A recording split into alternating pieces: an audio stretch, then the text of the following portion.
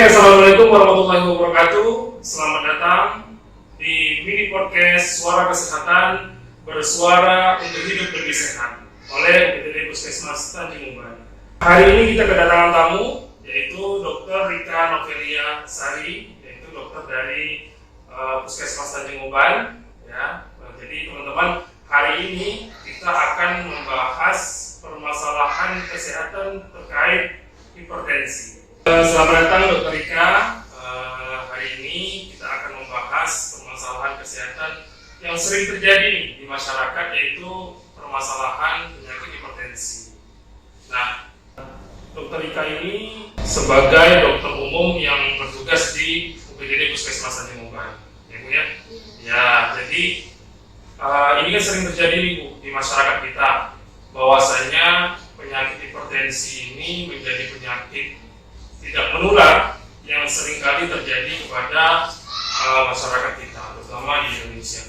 Nah, yang pertama sekali yang kita harus tanyakan, apa penyebab dari hipertensi itu, Bu? Maksudnya masih banyak kan, mungkin ada yang belum pernah terkena penyakit hipertensi, bertanya, apa sih penyebab dari hipertensi itu? Boleh dijelaskan? Baik, makasih ya Kim ya. Sebelumnya izin kenalkan, saya Dr. Rika Novelia Sari yang sedang bertugas di Puskesmas UPTD Tanjung Uban. Kita mengangkat tema hipertensi ya Kim ya. Hipertensi itu sebenarnya dari pengertiannya aja, gimana keadaan kesehatan seorang apabila diukur tekanan darahnya itu melebihi dari 120/80. Melebihi 120/80 ya? Kalau berdasarkan GNC Seven yang kali 2003. Oke. Ada juga yang GNCP itu sekarang tuh di bawah 140/90.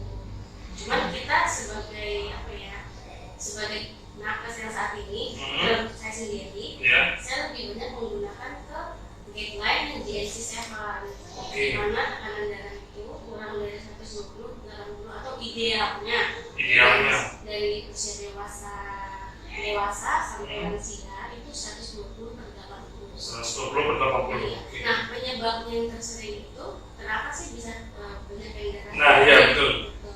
Darah tinggi sebenarnya penyebabnya itu memang kebanyakan dari gaya hidup yang tidak betul. Gaya hidup. Tingginya asupan lemak atau garam di dalam konsumsi kita. Terus beberapa juga ada faktor genetik.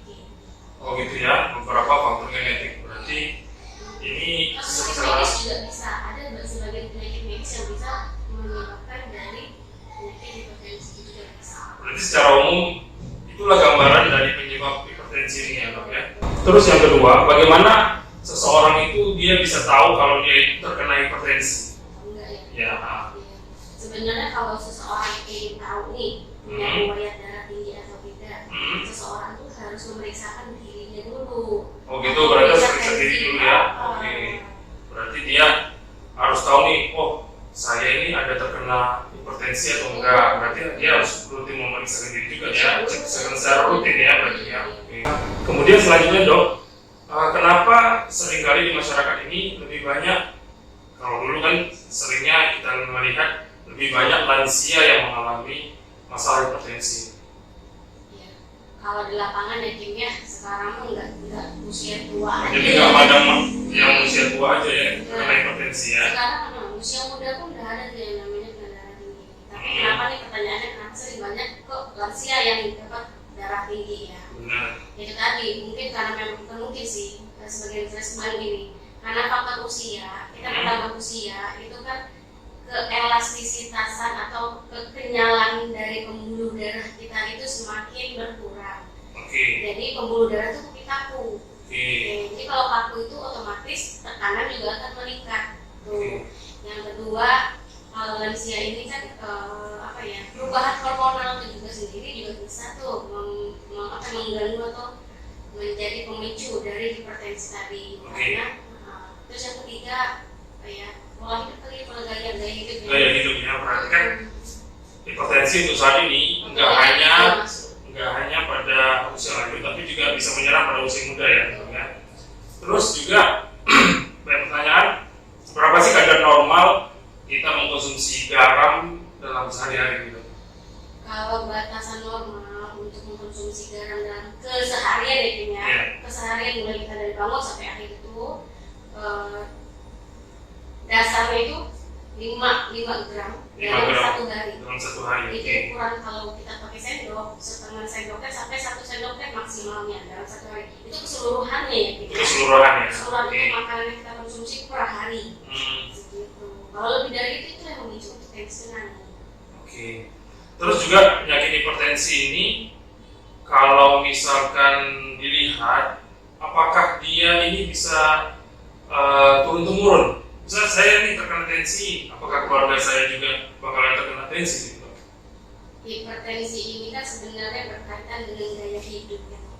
Walaupun faktor genetik mensuplai atau menyokong bisa jadi faktor preeksposisinya.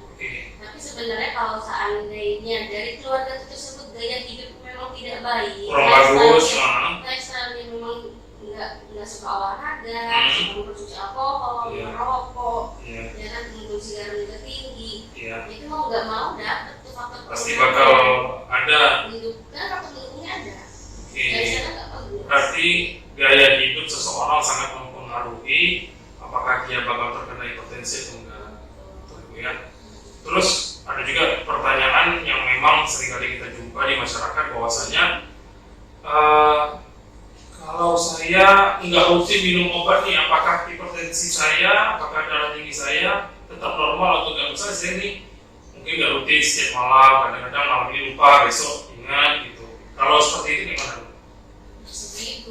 Jadi gini, kalau seandainya pasien ini memang udah mutlak di darah tinggi, mau nggak mau, suka nggak suka, harus. Jadi dia harus mengkonsumsi obat secara rutin. Mengendalikan secara rutin. Mengendalikan secara rutin ya. Ditambah dengan memperbaiki gaya hidupnya, mengurangi garam, melakukan aktivitas fisik dengan baik, terus mengelola stresnya, tidak mau. Benar. Kayaknya balik lagi ke gaya hidup deh ini. Iya, berarti mutar-mutarnya hipertensi ini gaya hidup, kemudian pola makan kita ya dok ya. Yang lebih utama pola makan kita, kemudian juga sering atau tidaknya kita melakukan aktivitas fisik ya dok ya. Aktivitas fisik, salah satu olahraga ya.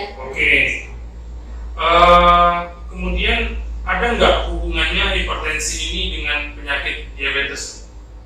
Atau diabetes itu bisa menurunkan ke hipertensi, merembet ke hipertensi atau sebaliknya?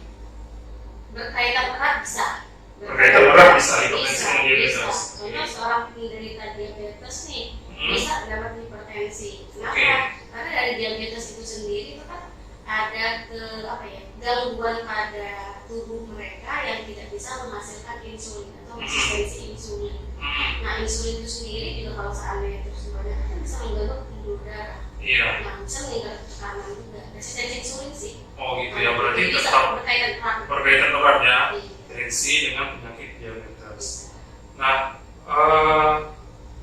kalau misalkan tadi nih tensi kita terlalu tinggi, kadang ada juga yang mengatakan potensi saya terlalu rendah gitu. Itu ada nggak akibat efek ke tubuh kita?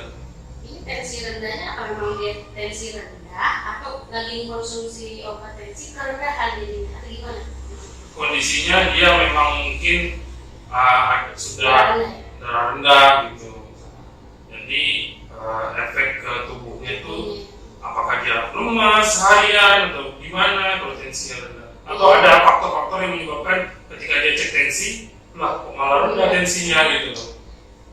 Bisa sih Kim, namanya sesuatu yang tidak sesuai atau tidak normalnya, contohnya kayak bilang darah rendah. Mungkin kalau kita ambil angkanya itu di bawah 90 kali ya, 90 per 60. Nah itu kan kalau masyarakat kan nyatakan itu udah darah rendah ya. Itu pasti akan menimbulkan keluhan dari seseorang yang memang tidak nyaman dengan tensi seperti itu.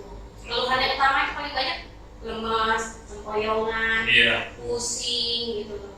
Terus apa lagi ya yang bisa memicu yang kayak gitu ya. Bahkan kalau sampai orang yang nggak terbiasa atau kurang bisa shock sama pingsan. Bisa sampai pingsan ya? Bisa sampai pingsan. Karena evaluasi deh. Berarti secara kesimpulannya kita lihat hipertensi ini memang baik itu usia muda, dewasa sampai usia lansia semuanya kembali ke pola gaya hidup ya, gaya hidup sehat, kemudian pola makan. Berarti kiat-kiatnya kita harus tips dan trik cara mengatasi hipertensi. Nah, kalau kita sesuai dengan anjuran dari Kementerian Kesehatan, itu tips dan trik untuk menghindari penyakit hipertensi itu dengan melakukan cerdik. Yang pertama adalah cek kesehatan secara rutin, kemudian enyahkan asap rokok, kemudian rajin aktivitas fisik, kemudian diet seimbang, istirahat yang cukup, dan kelola stres. Kurang lebih begitu ya, Dok ya. Nah, karena itu juga cerdik ini salah satu ancaman dari Kementerian Nasional, Kementerian Kesehatan untuk kita bisa melakukan pola hidup sehat. Begitu ya, Dok ya. Nah, jadi kurang lebih seperti itu, teman-teman sekalian, bahwasanya kalau kita ingin menghindari hipertensi, mulai dari sekarang kita menerapkan gaya hidup sehat. Dok ya. Nah, oke teman-teman, mungkin untuk episode pertama ini cukup sampai di sini. Kita ketemu lagi di episode selanjutnya di mini podcast Suara Kesehatan, bersuara untuk hidup lebih sehat oleh UPTD Puskesmas Tanjung Uban. Terima kasih.